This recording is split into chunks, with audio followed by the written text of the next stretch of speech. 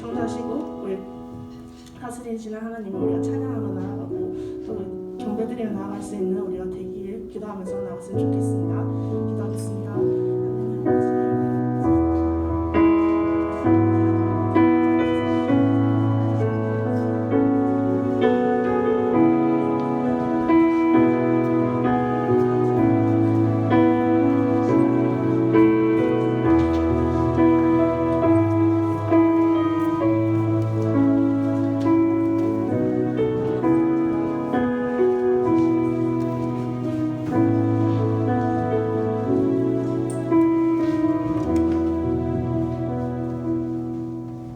네, 여러분 반갑습니다. 고등부 예배에 나오신 여러분을 환영하고 축복합니다. 사도신경 하심으로써 예배를 시작하도록 하겠습니다. 나는 전능하신 아버지 하나님 천지의 창조주를 믿습니다. 나는 그의 유일하신 아들 우리 주 예수 그리스도를 믿습니다. 그는 성령으로 잉태되어 동정녀 마리아에게 나시고 본디오 빌라도에게 고난을 받아 십자가에 못 박혀 죽으시고 장사된 지 사흘 만에 죽은 자 가운데서 다시 살아나셨으며 하늘에 오르시어 전능하신 아버지 하나님은 평안에 계시다가 거기로부터 살아있는 자와 죽은 자를 심판하러 오십니다. 나는 성령을 믿으며 거룩한 공교회와 성도의 교제와 죄를 용서받는 것과 몸의 부활과 영생을 믿습니다. 아멘. 이 시간 교육국장님으로 계시고 우리 교회의 송재두 장로님 특별히 고등부를 위해서 기도해 주시겠습니다.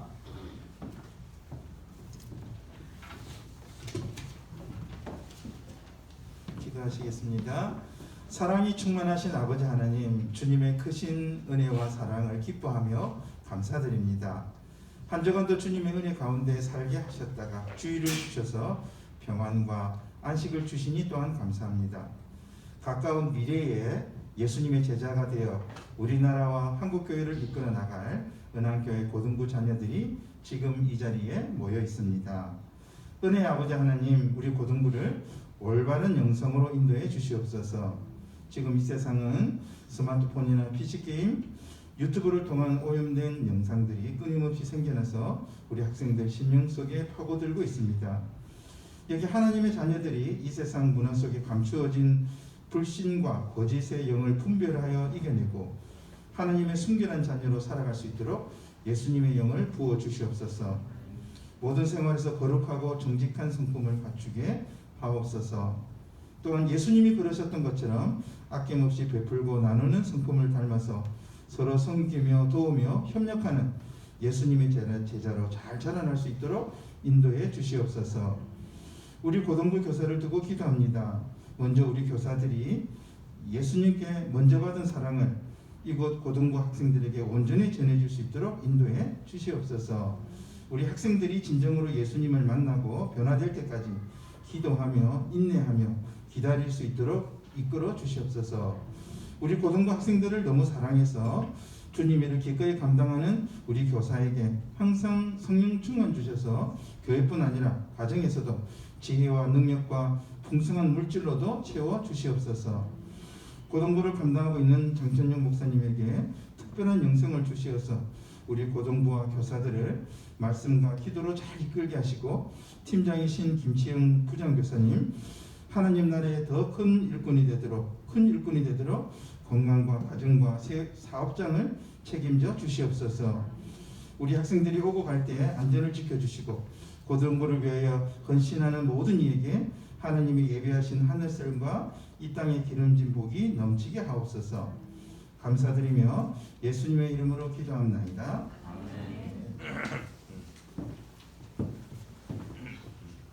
네, 고등부를 위해서 기도해 주신 우리 송재두 장로님 감사합니다. 원래는 오늘 같이 예배를 드리기로 하셨는데 오늘 학습 세례가 있는 관계로 예배는 함께하지 못해서 아쉽습니다. 네. 성경 봉독하도록 하겠습니다. 마태복음 5장 7절 신약 5페이지입니다. 마태복음 5장 7절 신약 5페이지 한 절이니까 다 같이 봉독하도록 하겠습니다. 긍휼히 여기는 자는 복이 있나니 그들이 긍휼히 여김을 받을 것이며. 아멘. 예, 목사님 놓으셔서 긍휼히 여기는 여김을 받는 복이라는 설교하시겠습니다.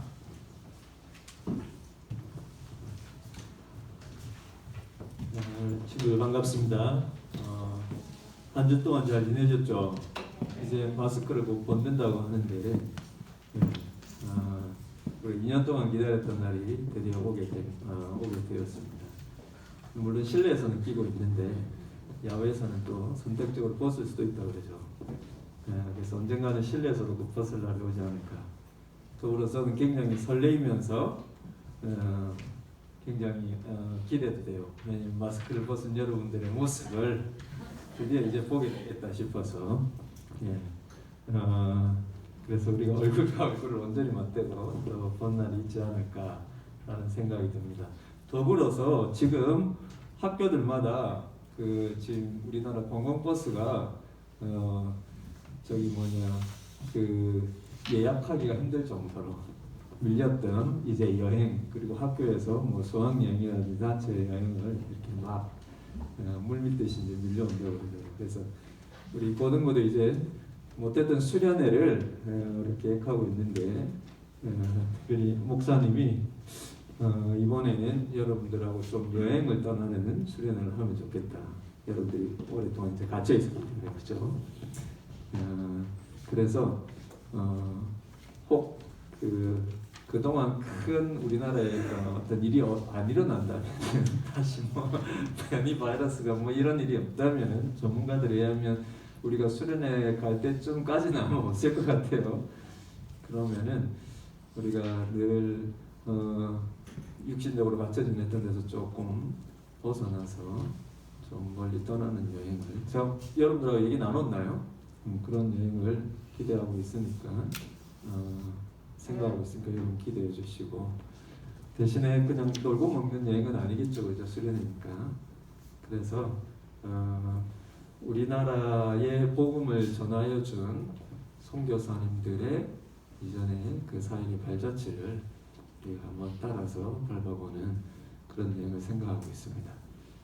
여러분들이 수련회가 여러분 이제 방학을 하게 되면은 2박 3일 정도 그렇게 계획하고 있는데 여러분 같이 기대해 주시고 또 기도해 주시면 좋겠습니다.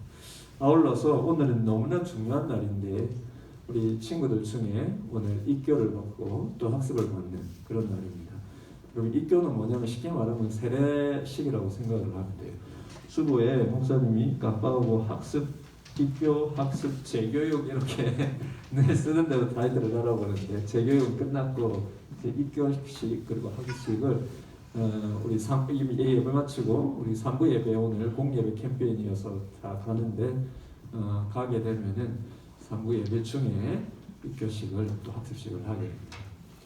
입교식은 쉽게 말하면은 세례란 무엇이냐면 내가 예수님의 사람입니다라고 하는 것을 하나님과 성도들 앞에서 공적으로 고백을 하는 거예요. 예수님께서 우리를 구원하신 하나님이시요, 내가 예수 그리스도의 십자가에 나의 죄를 대신한 그 죽으심을 통하여서 내 죄가 사해지고 또 내가 하나님의 자녀가 되고 예수님이 그 죽음에서 부활하신 것처럼 나도 새 생명을 얻었을 뿐만 아니라 또 새로운 몸으로 하나님 나라에서 영원히 살게 될 것을 믿는 그 믿음의 고백을 통해서 나는 이제 예수님의 사람입니다 라고 하는 것을 우리가 선언을 하는 거예요.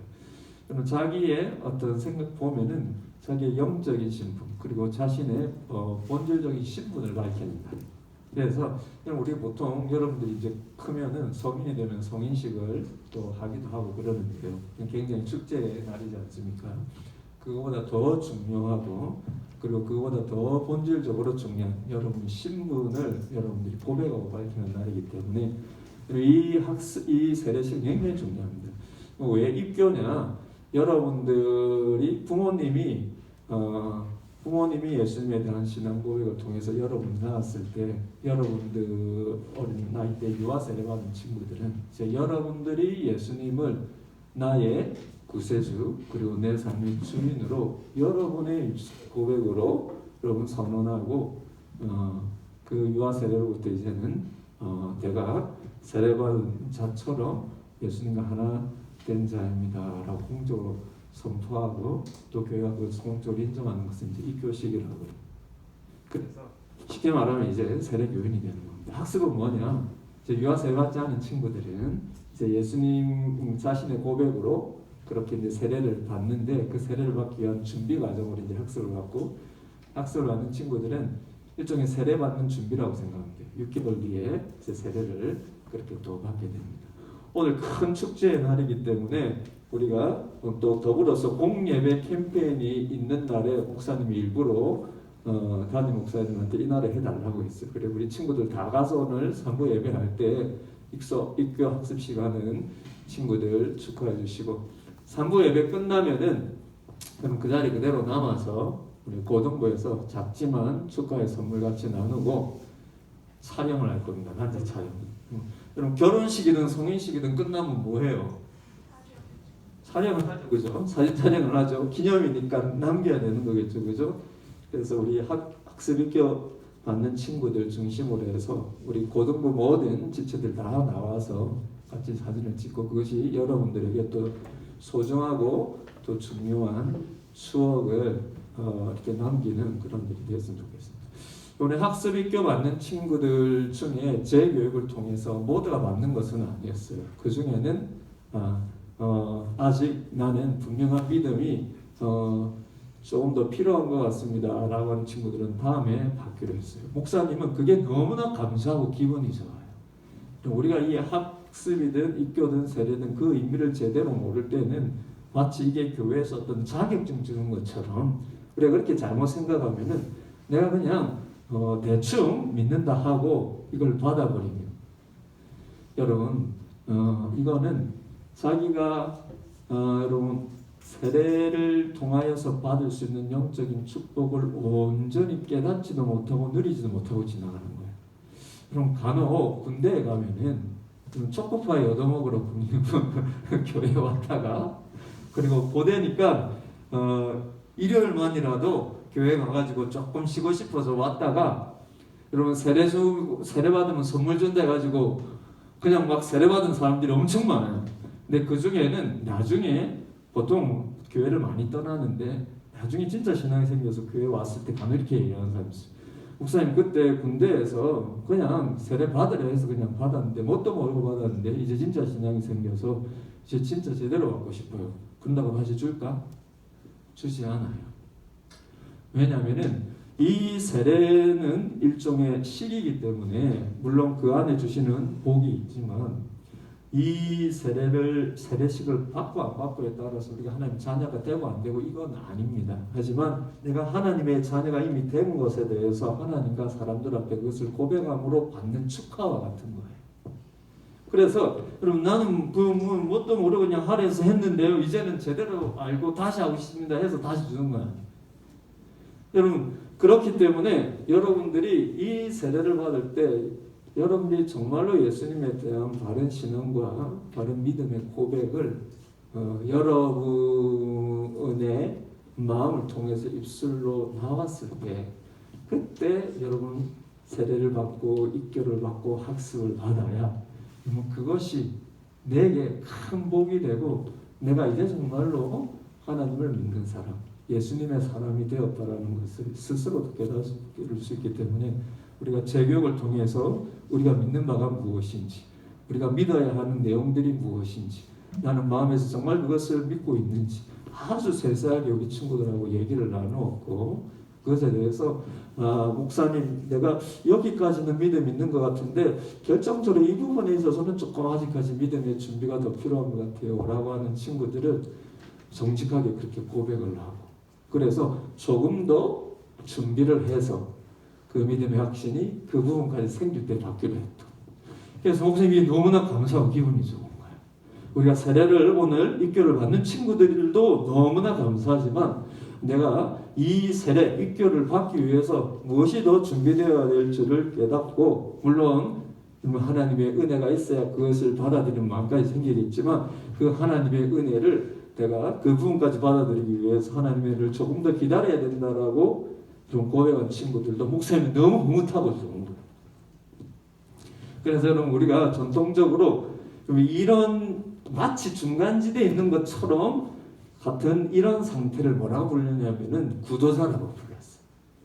내가 하나님이 살아계신 것 같고 하나님 나를 사랑하시는 것 같고 그것을 분명하게 느끼는데 하나님이 나를 사랑하는 그 궁극적인 방법이 성자 하나님이신 예수님께서 우리 같은 사람의 몸으로 입고 오셔서 십자가에서 내 죄를 대신해서 죽으시고 부활하신 이 구체적인 사실을 내가 마음으로 확신하는 데 있어서까지는 내가 아직까지는 잘 분명하게 느껴지지 않는다라고 할 때 여러분 그건 믿음 있는 걸까요? 없는 걸까요?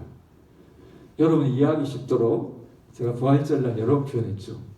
믿음이 있으면서도 아직 믿음이 부족한 여러분 이것을 우리가 전통적으로 우리 믿음의 선배들은 뭐라고 부르냐면 이런 상태를 구도의 상태 구도자 그러니까 내가 안 믿는 것은 아니지만 분명한 믿음 분명히 구원받고 구원의 확신이 드는 믿음으로까지 나아가기 위해서 내게 이런 믿음의 마음을 달라고 더 열심히 기도하고 간구하는 상태 이걸 구도자라고 불렀어요. 그래서 오늘 입교하는 친구들도 학습받는 친구들 세례 준비하기 위해서 학습받는 친구들도 우리가 축하해 줘야겠지만 내가 이런 믿음을 분명히 가지기 위해서 여러분 아직 마음의 준비를 하고 있고 하는 친구들을 위해서도 기도해 주시고 여러분 그런 믿음을 아직 거기까지 목사님 전 아직 믿음의 확신이 없다라고 이렇게 용기 있게 밝힌 친구들도 그럼 구도자가 되어야 해요. 하나님 교회 나오면서도 그리고 예배하면서도 그냥 내가 어느 부분까지 믿음의 확신이 없는지를 이번에 깨달았으니까 그런 믿음까지 내 마음에 생길 수 있도록 하나님 도와주옵소서. 그런 마음으로 기도하고 예배해야 된다는 것. 그리고 여러분 스스로 나는 믿음이 없는 건가? 이렇게 생각할 필요는 없다라는 것. 그리고 분명한 믿음의 마음까지, 분명한 믿음의 감정까지, 분명한 믿음의 확신까지 내가 가지기 위해서 조금 더 준비해야 될 단계로 여러분들이 이해하면 좋겠습니다. 그러면 사람마다 예수님을 나의 구세주, 나의 삶의 주인으로 분명하게 인식하고 확신하는 데 있어서 다 단계가 다르고 시기가 달라요. 그래서 사람마다 다 달라요. 정확하게 믿음을 가진 때가 사람마다 다 달라요. 그렇기 때문에 그것이 얼마나 빠른가가 중요한 게 아니에요. 얼마나 입교를 빨리 받는가 중요한 게 아니에요. 얼마나 세례를 빨리 받는가 중요한 게 아니에요. 그게 진짜 중요한 게 아니에요. 그럼 내가 그 분명한 믿음을 가졌다라는 걸 나 스스로 인식하고 확신하는 그때가 중요해요. 그때를 위해서 여러분들이 기도하고 그리고 그런 믿음을 여러분 스스로 가졌다라는 걸 여러분 스스로 확신할 수 있는 그런 신앙이 되면 좋겠다 생각합니다. 그래서 내가 이미 입교를 받았든지 세례를 받았든지 혹은 아직까지 이런 구도의 단계에 있든 혹은 내가 아직까지 그런 믿음이 많이 부족하든 어떤 경우든 오늘 학습받고 입교받는 우리 친구들을 축복해 주시는 그런 함께 우리 모두의 축제가 되었으면 좋겠고 그리고 또 이런 믿음의 자리에 우리 모두가 다 나중에 같이 함께 서게 되는 그런 날이 되면 좋겠다 싶습니다. 오늘 여러분 공예배 캠페인 또 있는 날이니까 모두 다 함께 밥 모임 끝나면 3부 예배로 다 그렇게 가서 우리가 축하해 주는 시간 가지도록 하겠습니다. 우리가 고난주간 지나면서 예수님의 십자가 의미에 대해서 또 부활주를 지나면서 예수님의 부활에 대해서 얘기하고 그리고 부활절 지나고 지난주에 한 주도 예수님의 부활에 대한 이야기를 나누었습니다. 그래서 우리 친구들하고 그런 얘기를 나누었죠. 내가 예수님의 부활을 믿는 것 같은데도 믿지 아니야. 그래서 이걸 구분해 보았습니다. 우리 많은 친구들이 예수님의 부활을 종교적인 의미에서 믿지 역사적으로 일어난 사실로서는 아직까지 받아들이지 못하는. 그러나 여러분들에게 목사님이 이 부활절과 그 다음 주에 이어서 계속해서 여러분들에게 도전을 줬던 마음이 뭡니까? 그건 너무나 당연한 거죠. 죽은 자가 부활했다라는 거 누가 믿을 수 있습니까? 그 믿음이 생기지 않는 건 너무나 당연하고 예수님의 제자들도 그런 믿음이 처음에 생기지 않았다고 했습니다. 그러나 우리의 전제가 바뀌면 달라지는 문제예요. 그것이 믿어지지 않는 건 너무나 당연한데 그것이 믿어지지 않는 당연함은 어디서 나왔느냐면 예수님도 우리와 똑같은 인간이지 않나라고 하는 전제 때문이야.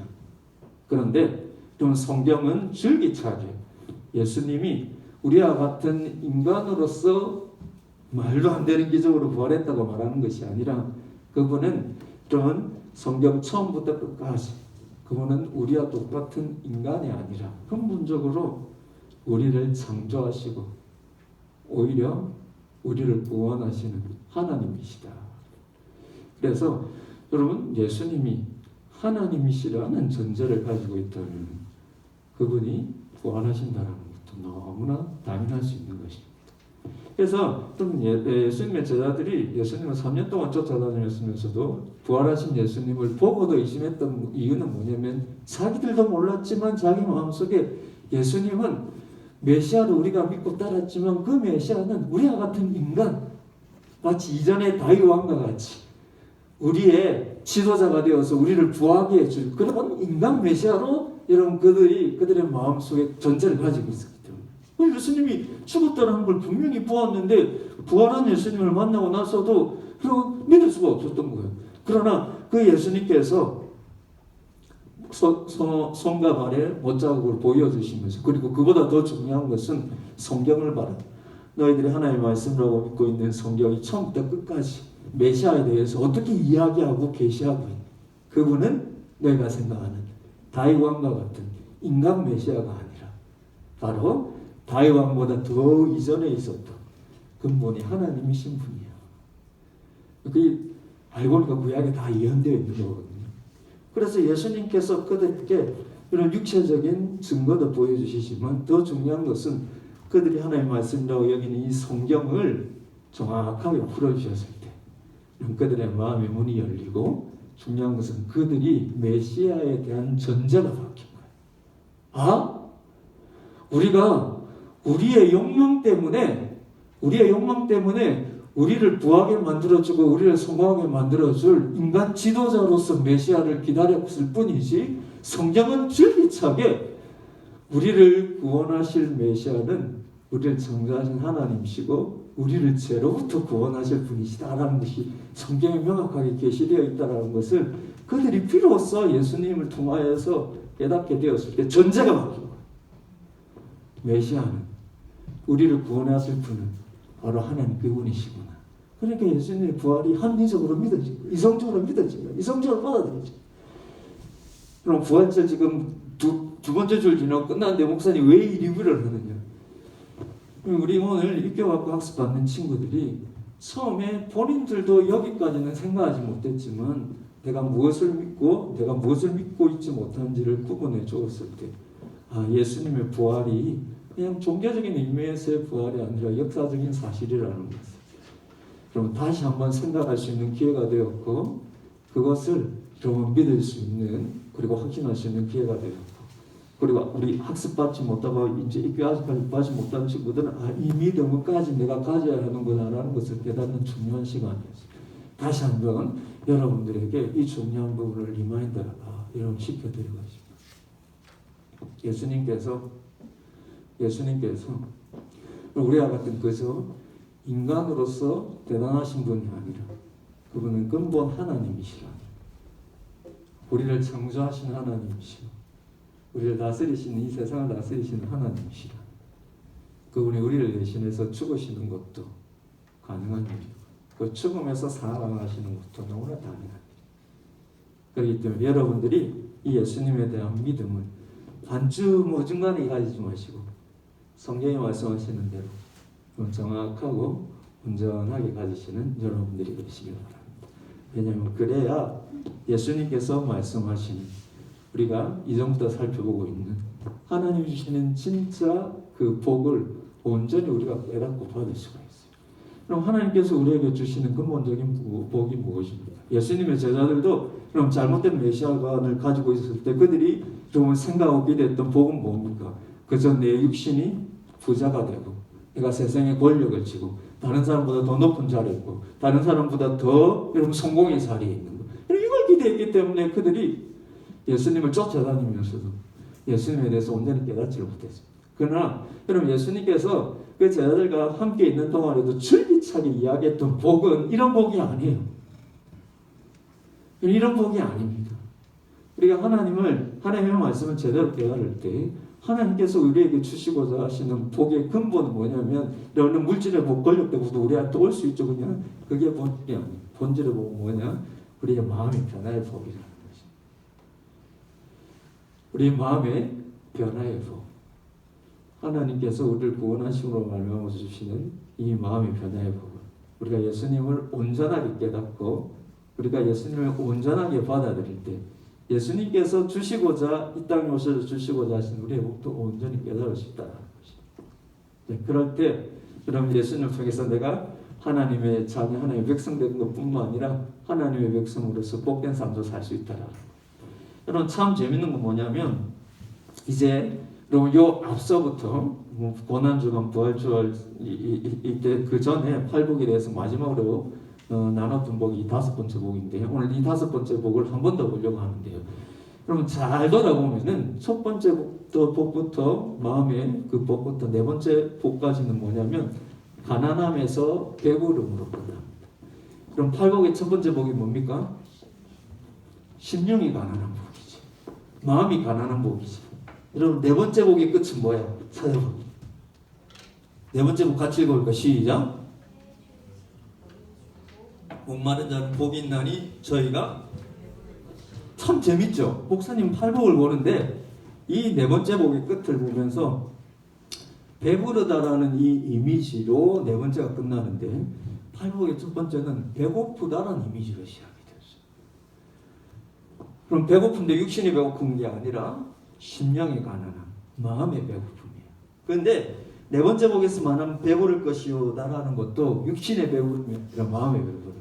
그럼 마음이 가난한데 마음이 배부르는 것으로 맞춰지는 건 네 번째 복이에요. 그러니까 첫 번째 이 8가지 중에 전반부의 네 가지는 굳이 구분하자면 뭐냐면 자기 자신을 향한 내 마음이 죽을 것 같이 가난하고 우울하고 슬프고 여러분 감사함이 없고 기쁨이 없는데 이 마음이 여러분 감사가 넘치고 기쁨으로 넘치는 이 부함으로 오는 과정을 이 네 번째까지로 볼 수가 있다. 그러면 후반부는 어떻게 될까요? 배고팠던 내가 마음이 이제 배불러졌어.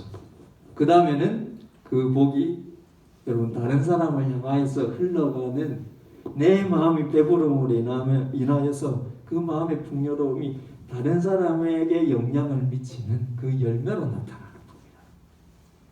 그러니 이렇게 보면 얼마나 재밌는지 몰라요. 얼마나 뜻이 깊은지 몰라요. 여러분 네 가지를 다시 한번 살펴보면은 여러분 내 마음이 가난한 게 왜 복입니까? 내가 여러분 하나님 안에서 내 마음이 가난하니까 하나님만이 내 마음을 배부르게 해줄 수 있다는 걸 깨닫고 마음에서 하나님 느껴지기 시작하는 거예요. 여러분 세상 사람들 하나님 모르는 사람들은 하나님 마음이 가난한 것은 우울함으로 여러분 죽을 것 같은 것이지만 그러면 신자에게 마음이 가난한 것은 하나님만이 나를 배부르게 마음에 배부르게 해줄 수 있는 걸 하나님 느끼기 시작합니다. 그럼 하나님 느끼기 시작하니까 그 다음 복은 뭡니까? 슬픈 일을 만나도 사람을 향하여서 오는 게 아니라 하나님을 향하여서. 그게 애통의 복. 그럼 하나님을 향하여서 여러분 애통하고 눈물을 흘리니까 어떤 복이 와요? 하나님으로부터 오는 위로가 있는 거예요. 우리가 슬픈 일을 만나면 사람을 찾죠. 왜입니까? 그 사람에게서 위로를 받기 위해서. 근데 여러분 마음이 가난하여서 하나님 느끼기 시작하니까 하나님 앞에 내 슬픔을 표현하니까 하나님으로부터 오는 위로를 받아요. 하나님으로부터 오는 위로를 맛보기 시작하니까 내 마음에 여유가 생기고요. 내 마음이 부드러워지는 거예요. 내 마음에 단단한 힘이 생기는 그게 온유자. 그렇게 여러분 하나님의 위로가 내 마음에 차여져서 내 마음이 온유하여진 자에게 오는 복이 무엇입니까? 땅을 기업으로 받으려. 뭐라고 했습니까? 내게 주어진 것이 하나님으로부터 온 복인 줄을 깨닫는 내 삶을 하나님 안에서 바라보는 그 시각이 생기니까요. 그 다음엔 어떻게 됩니까? 하나님 나라와 그 의에 목이 마루 붙이는 자. 그렇게 내가 추구하는 것이 배고프고 목마르다는 건 추구하는 것이죠. 내 마음이 하나님의 나라와 하나님의 말씀을 추구하니까 거기서 여러분 내 삶을 바라보는 시각이 달라지니까 마음이 배우고 여러분 이렇게 여러분 배고픈 내가 하나님으로 인해서 하나님으로부터 오는 위로를 받고 여러분 하나님을 마음에서 느끼기 시작하고 이러면서 내 마음이 배불러지니까 이 다음부터는 어떻게 될까요? 다른 사람을 불쌍히 보는 마음이 생겨요.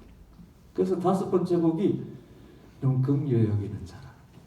그래서 여러분 이 긍휼이라는 게 무엇이었습니까? 이 긍휼이라는 게 무엇이었습니까? 우리는 긍휼하면 불쌍히 여기다는 뜻인데 여러분 우리가 남을 불쌍히 여긴다고 할 때 가진 이미지는 뭐냐면 돈 많은 사람이 없는 사람, 가난한 사람, 육신적으로 가난한 사람한테 베푸는 거.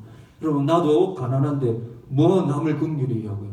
나도 없는데 나도 거지인데 누구를 불쌍히 여겨? 여러분 권력을 가진 사람, 사회적으로 높은 위치에 있는 사람, 여러분 사회적으로 낮은 사람에게 베푸는 것이 긍휼처럼 느껴져요. 여러분 생각해 보세요. 여러분 내가 저 밑에 부하로 있는데 내 위에 있는 상관, 내보다 더 높은 권력이 있는 사람들을 불쌍히 여긴다는 게 말이 됩니까? 우습지요? 그러나 여러분 예수님은 세례요한은 얼마나 가난했습니까? 진짜. 얼마나 사회적인 위치가 여러분 천한 위치에 있었습니까? 그런데 누구보다도 다른 사람에게 긍휼을 베풀 수 있었던 건 뭔가요? 예수님께서 말씀하신 긍휼은 마음이 부요한 자가 베푸는 거야.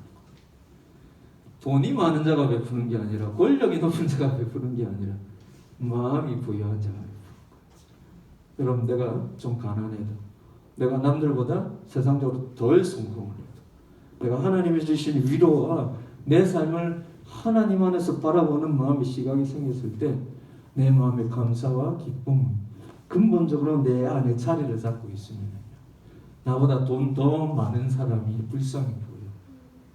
내가 가진 마음의 감사와 기쁨이 없어 보이니까. 나보다 더 높은 권력이 있는 사람 불쌍히 보여. 왜입니까? 나보다 더 높은 권력과 더 큰 성공을 가지고도 나보다 더 근본적인 감사가 없고 기쁨이 없고. 이렇게 얘기하면 또 어떻게 얘기하는 사람이 있는 줄 아나? 그거 알면서도 부자인 사람이 더 부럽잖아요. 그런 기쁨과 감사를 알면서도 더 성공한 사람이 또 있잖아요. 그렇게 생각, 그건 진짜 모르는 것이죠. 내가 어떤 상황이든 어떤 위치에 있든 하나님이 주시는 그 기쁨과 감사가 있을 때, 그리고 내 삶을 하나님 안에서 바라보는 시각이 있을 때, 그러니까 다른 사람을 사랑할 수 있는 마음의 여유가 있고, 그리고 그 사람을 불쌍히 여길 수 있는 여유가 있다. 이어지는 오늘 여러분 얘기를 나누시면 오늘 이렇게 쭉 리마인드를 시키냐면은 여러분들이 3주 동안 안 했기 때문에 다시 여기까지 왔는데, 그럼 오늘 6번째 복으로 넘어가지 않고, 그래서 여러분 이 5번째 복의 하반부입니다. 어떤 말씀입니까? 남을 긍휼히 여기는 복이 있나니 저희가 긍휼히 여기는 내가 내 마음, 가난한 마음이 하나님으로 인하여서 마음이 부해졌어. 그래서 이제 누군가를 긍휼히, 다른 사람을 긍휼히 여길 수 있는 마음의 여유가 생기고 그런 삶의 열매가 맺어졌어. 그런 자에게 하나님께 주시는 복이 뭐다? 그들도 긍휼히 여김을 받는 것이다. 그런데 목사님이 말씀 보면서 이런 의문이 생겼어요. 긍휼히 여길, 내가 다른 사람을 긍휼히 여길 때 나도 긍휼히 여김을 받는다는 이 긍휼은 누구한테서 오는 긍휼인가? 내가 누군가 마음이 힘든 사람을 위로하고 마음이 어려운 사람들을 여러분 도와줄 수 있는 그 긍휼의 마음을 가지고 긍휼의 태도를 가졌을 때 내가 누구한테서 긍휼을 받는다는 거야. 내가 하진이에게 긍휼히 여겼더니 하진이도 나를 불쌍히 여기고 긍휼히 여겨준다는 것일까? 아니면 하진이를 보면서 내가 긍휼히 여겼더니 이것을 보고 감동한 주변 사람들이 나를 긍휼히 여긴다는 걸까? 그럼 그런 의문이 들었어요. 그러니 보면은 조업처럼 긍휼히 여긴다는 복이 있나니 누가 나를 그도 긍휼히 여긴다고 말씀하시는 걸까? 그럼 팔복은 기본적으로 하나님으로부터 오는 법. 그럼 내가 다른 사람을 긍휼히 여길 때 하나님도 나를 긍휼히 여기시라. 그런데 그럼 목사님 이 말씀을 가지고 여러분들한테 도전을 주고 싶은 말이 뭐냐면은 요거 거꾸로 하면 어떻게 될까?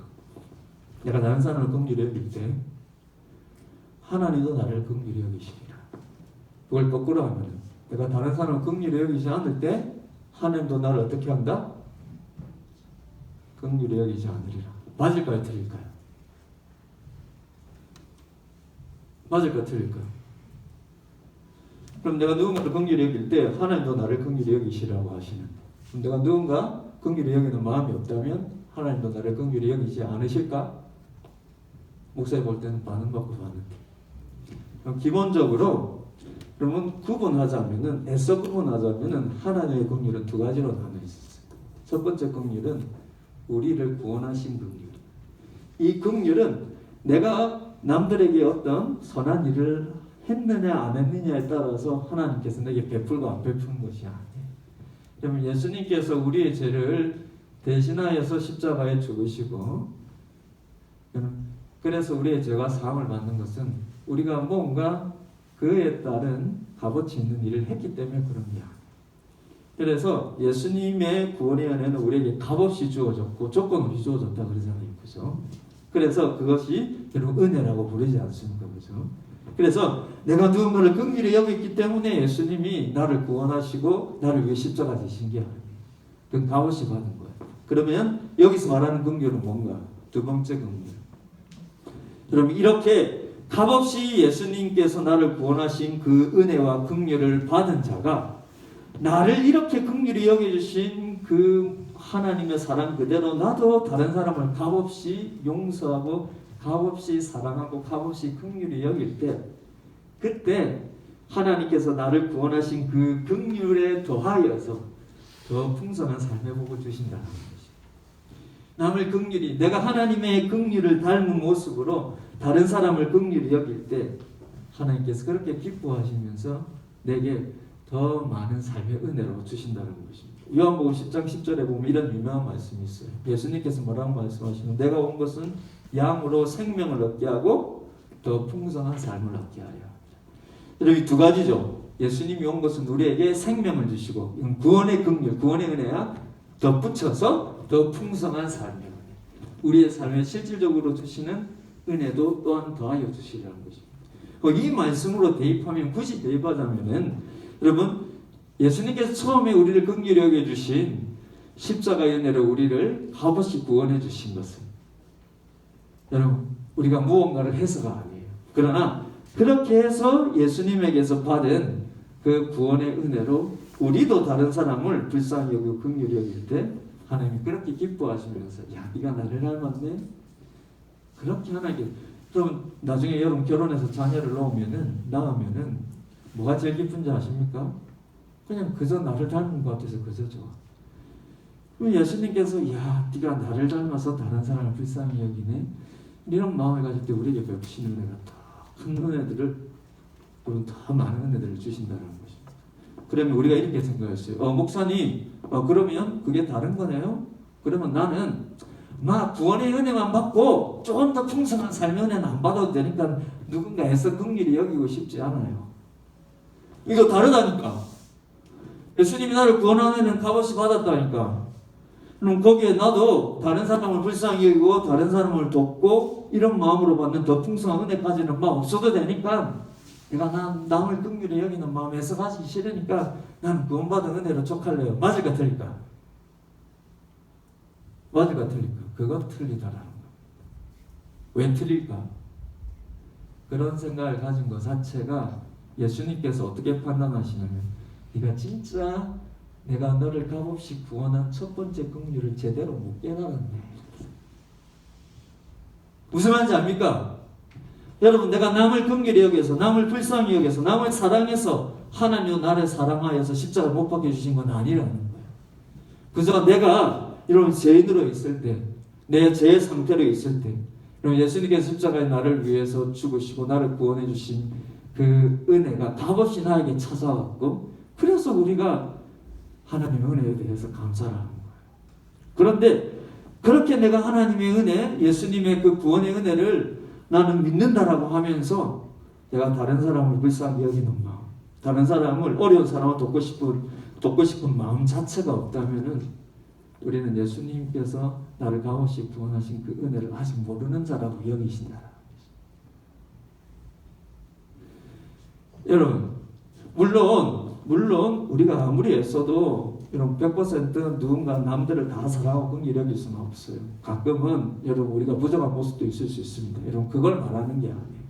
아예 내가 예수님처럼 긍휼히 여기는 다른 사람을 긍휼히 여기는 마음을 가져야겠다라고 여러분 애쓰는 마음 자체가 없는 거. 내가 누군가 어려운 사람을 도와야 된다라는 의식 자체가 없는 거. 그럼 그것은 말로만 예수님을 믿지 실제로는 예수님을 믿는 게 아니라고 여긴다는 것이. 그럼 마지막으로 이 예화를 드릴게요. 예수님께서 이것을 예화로 말씀하신 게 1만 달란트와 100데나리온 빚진 자예요. 그럼 어떤 주인이 있는데 그 주인이 아주 큰 부자의 주인이 그러면 자기 하인에게 돈을 빌려줬는데 어느 정도의 돈을 빌려줬냐면 금 100달란트예요.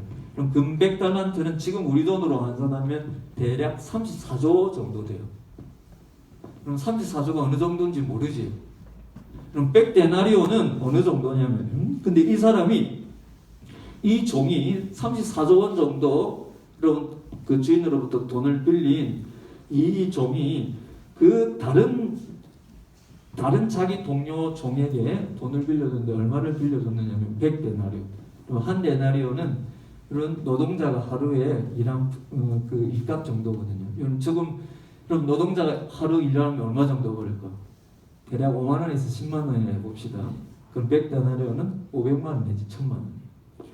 여러분 우리는 아직 큰 돈을 만져보지 않아서요. 목사님도 처음에 이거 이야기했을 때 500만 원, 1000만 원 하니까 오 진짜 큰 돈 빌렸네 이런 생각이에요.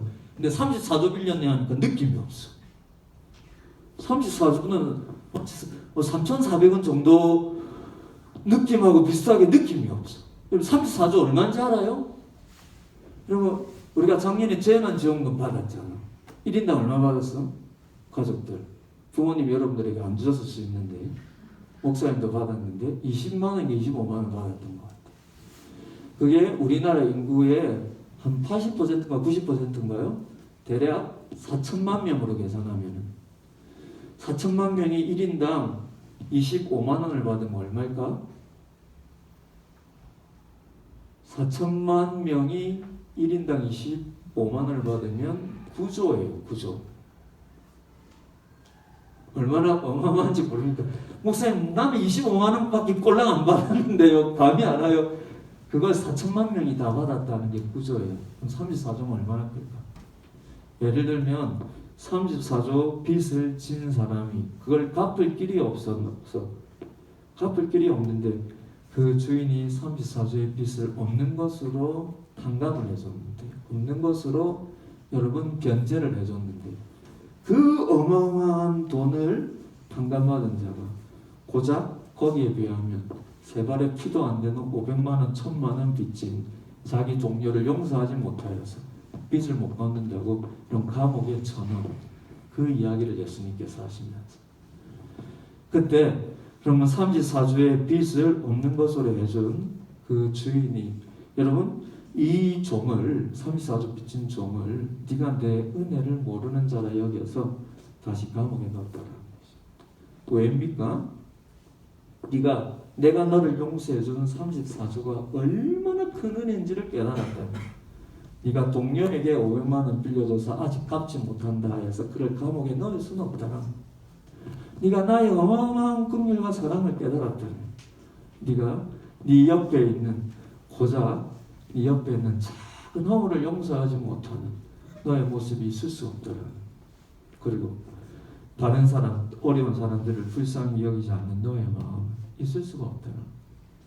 그러니 사랑하는 친구들, 우리의 마음이 가난한 데서 우리의 마음이 예수님을 위해서 구하여졌다면 내가 누군가를 긍휼히 여기는 그런 그 마음이 아직까지 내게 부족하다면 하나님이 나를 긍휼히 여기셔서 구원하신 그 은혜가 얼마나 큰지 머리로는 아는데 아직까지 가슴으로는 못 느낀다. 여러분 마음과 좀 그런 마음이 있다. 혹 여러분 마음인데 누군가 용서하지 못하는 마음이 있다. 혹 여러분 마음인데 누군가 미워하는 마음이 있다. 여러분 마음속에 그럼 내가 예수님께서 나를 구원하신 그 첫 번째 크고 어마어마한 사랑을 아직까지 내가 온전히 깨닫지 못하고 머리로는 아는데 마음으로 깨닫지 못한 것이다. 그럼 이것도 목사님 설교 처음에 얘기했듯이 구도자의 마음 그 사랑을 내가 깨닫게 해주옵소서. 그래서 진정으로 마음이 배부른 자가 되게 해주옵소서. 그럼 그렇게 기도할 수 있는 여러분이 되시기를 주님의 이름으로 축복을 합니다. 우리 같이 한번 기도했으면 좋겠어요. 하나님, 내가 하나님을 믿고 늘 예배에 나오는데 하나님께서 나를 사랑하신 그 사랑의 그 궁극이 바로 하나님이신 그 예수님께서 나와 같은 사람의 몸으로 이 땅에 오셔서 나를 대신하고 죄의 값을 받아 십자가에 죽으시고 부활하신 것을 정말 내가 마음 깊이 깨닫게 하시고 그 은혜를 정말로 아는 자가 되게 하셔서 나도 나를 구원하신 예수님처럼 다른 사람들을 불쌍히 여길 수 있는, 다른 사람을 용서할 수 있는 그런 마음이 부한 자가 되게 해주옵소서. 이렇게 한번 기도하고, 하나님, 내가 이런 하나님의 사랑, 예수님의 그 은혜를 정말로 깊이 깊이 깨닫고 발견하는, 그래서 예수님에 대해서 온전히 고백할 수 있는 진짜 믿음의 자리로 갈 수 있게 하시고, 그래서 예수님을 나의 진정한 구세주, 내 삶의 주인으로 모시고 영접하여서 예수님과 하나가 되는 사람, 예수님의 사랑으로 정말로 그렇게 온전히 변화되는 그런 우리가 되게 해주옵소서. 그렇게 한번 시간 같이 기도하기로 합니다. 기도하시겠습니다.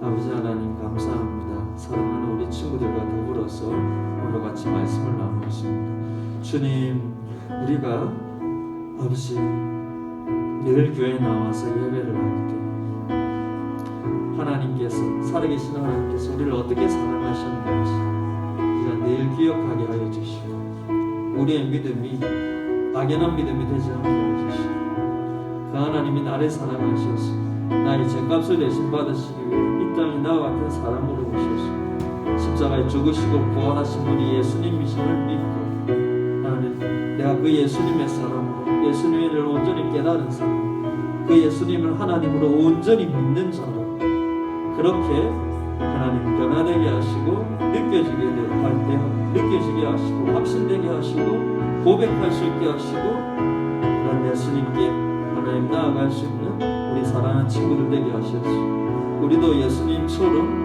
다른 사람을 긍휼히 여기는 그런 삶의 열매의 자리로까지 나아갈 수 있도록 도와주옵소서. 감사합니다. 우리 꽃들도 찬양하면서 준비하신 예배 드리겠습니다.